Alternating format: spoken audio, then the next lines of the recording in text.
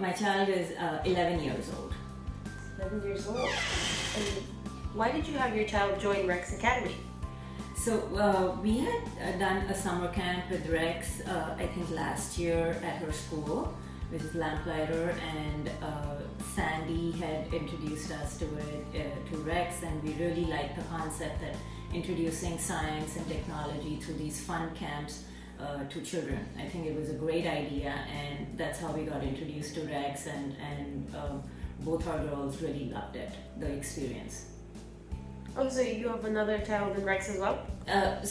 No, but our older one, she's kind of now graduated from this, and but she did do it last couple of years. She's going to upper school now. Wow. Yeah. And did they have any prior computer experience before Rex? Just through the school curriculum, that they've learned some robotics and some in their science curriculum that they have. They did Scratch Junior and then they did Scratch, so a little experience through their school. All right. And what curriculums did they do while they were at Rex? So at Rex, both of them, in fact, my younger one, Ashna, she did Scratch with Rex. And last year she also did a little bit of robotics, trying to do the first Lego League, and we couldn't continue with it, but they had a great time doing that. We had a class for that, and she did Scratch and then MIT App Inventor. Both of them did the robotics class, and they extremely loved the idea. Yeah, I actually got to go to one of those last year. Where they got third place, and then they continued on to the States. Oh, they did? Really cool. That's awesome. Yeah, I love that whole experience. So I think that's our intention, that Ashna can, through their school next year, they're heavily into robotics, and through that, hopefully she can get to that and join the first Lego League and continue with that. And what skills have they learned through Rex? Like maybe not even like computer skills exactly, but like other skills, maybe like leadership or something like that. Absolutely. So Ashna has loved the Scratch class that is going on currently. She's done it, especially with this whole pandemic. I think Rex absolutely immediately started doing these small classes with they changed their structure immediately, which was, I think, great, because that is what is needed to keep these kids busy and to do something more meaningful and fruitful, considering where we are with the technology. I think they make the most of it, and the teachers are awesome, I think, because they are inculcating that fun experience to it, which I think is what is missing as we are sitting at home and not doing much. So I think the fun part of it, the leadership part of it, the communication part of it, I think that has increased a lot. Ashna has loved, she's looking forward to that class in the afternoon and has loved every bit of it. Just the fact that the teacher is there, and it's not just like playing on a video game. It is actually communicating with the other person and making it an overall very fun and playful experience. I think that is the key to an online class. And would you feel that the cost is justified with these Rex classes? Absolutely, because considering what is available around the area, I absolutely feel that this is justified, and especially I think the teachers that you have, they're all these young students or college grads or whatever who I think need that as well. And you are supporting these small businesses, and we would love to support Rex in any way. And you kind of covered on it earlier, but where did you first hear about us, and like what piqued your interest about these classes? So first time we heard about it actually was through my husband. He, I think Sandy and I don't remember how they reached out, or I think Sandy reached out to him as to how she can further market Rex, and understood the concept. And I think the concept, the whole idea of introducing science and technology at a very early age and making it a more fun and playful experience, I think that is what caught us on, that how do we introduce science, especially to girls and who sometimes have a difficult time getting to these programs and curriculums, and she introducing it through two different schools, through their curriculum, either through summer camps or extend classes, after school classes. And I think that whole concept was amazing, and having these young teachers who understand how to make it a fun experience. I think that is what, getting those two together is, I think, the key here. So knowing all of that, how can we make Rex even more beneficial for your kids? Considering where we are today in these trying times, I think introducing more and more virtual in the next 6 months, and introducing smaller classes and class groups, but at the same time maybe adding some competitions to it, I think would be really helpful, in the sense to get the community together of these kids who are missing that communication part of it during the next 6 months, to how we see how this society pans out and the community pans out. But I think adding some kind of a communication between different various groups, I think that would be really awesome. Yeah, that does sound really cool. How would that work, like online, like to do a competition?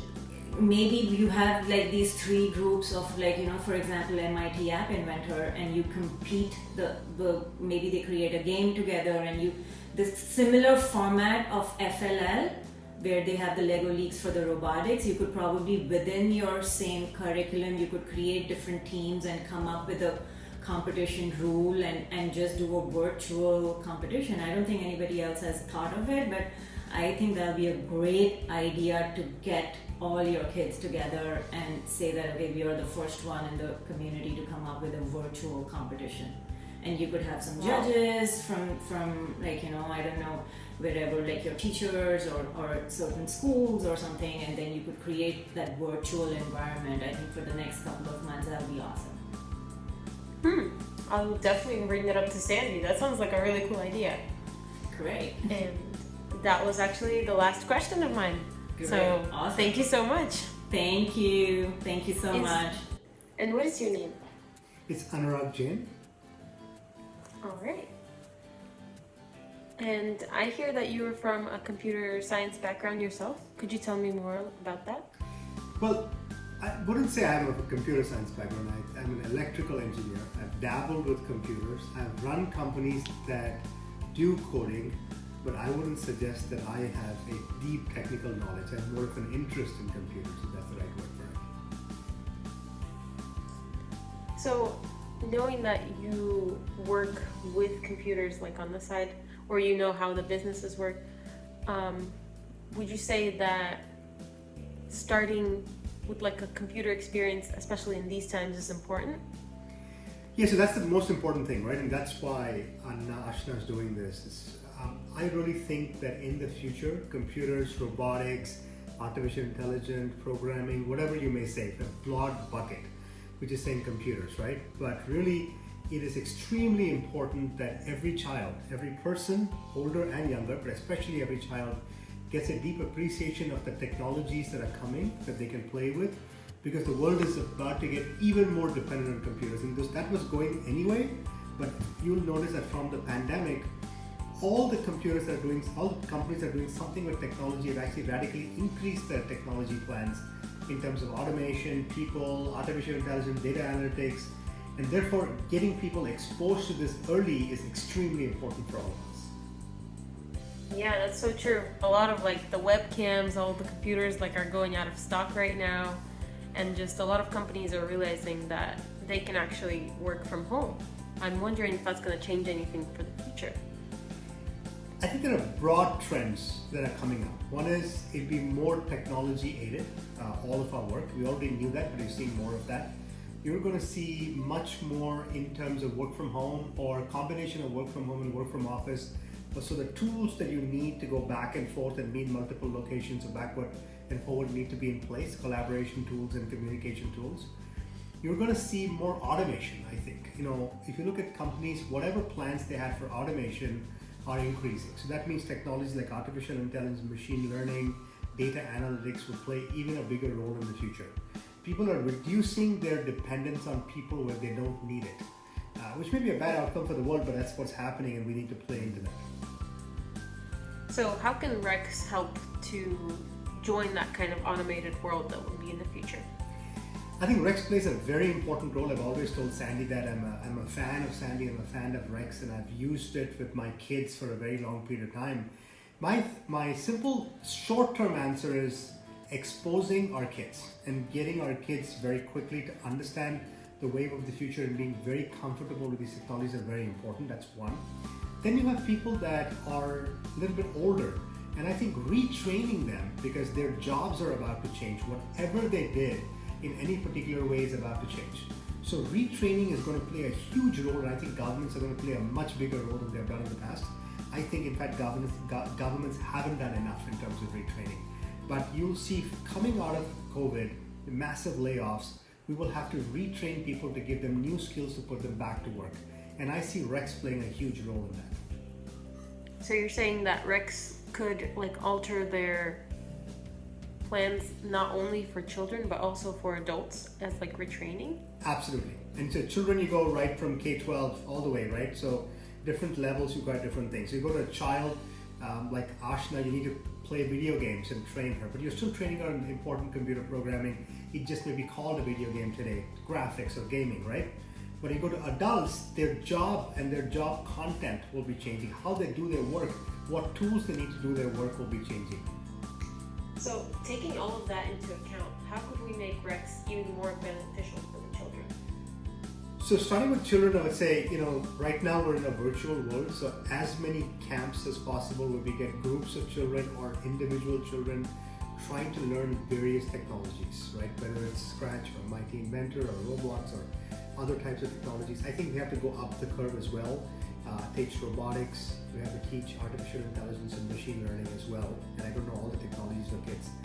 I think then we have to break it up into other forms of latest generation communication tools that are coming around the corner. But that's just addressing today. I think it's important for Rex to think about, draw the dots and see what is coming tomorrow. What are the technologies of the future? What are the processes of the future? And start teaching our kids early. But today we first have to do a catch up. So there's enough of a market for Rex to simply do a catch up and get the kids going, especially now that they have time. The parents need a little break from the kids as well, being at home. So it's a good time for them to get the kids unplugged, plugged into a computer, but for a good reason. But also I think the kids need to get caught up on what they're missing. But eventually they have to learn what is coming around the corner as well. What do you mean get caught up by what they're missing? Well, they're not going to school, right? So one is that they're not going to school, so they're missing some level of interaction, some level of technology, some level of classes, if you may, that are not online. So to get caught up on that, but also to learn what the communication tools of the future. If work from home, and office, and all of these future generational ways of working is going to change, our kids might as well learn how to do it today.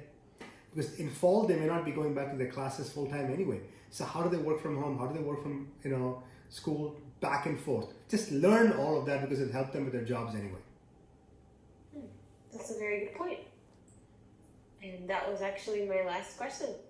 So thank you so much for joining us today. No, thank you. Well, we're very proud of what Rex is doing. Keep doing what you guys are doing. Thank you. Thank you.